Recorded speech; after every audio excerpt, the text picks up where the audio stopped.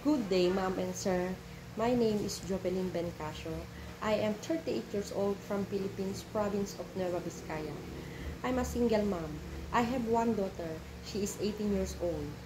I'm a Catholic. My mother is a helper and my father is a driver. I work as a housemaid here in Philippines in 4 years. I serve 3 members of the family. One couple and one 2 years old boy. My duties are take care the children, cooking, laundry, wash the dishes, cleaning, take care the pet, and maintain the cleanliness of the house. I also work in Singapore in 4 years. I serve 4 members of the family.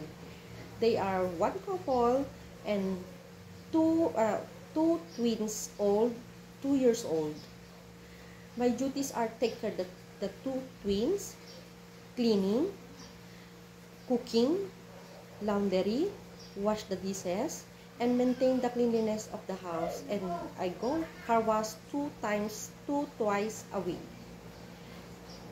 I want to work in Hong Kong so that I can provide my daughter's needed and to finish her study.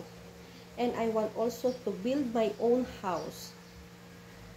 To my future employer in Hong Kong, please hire me as your helper.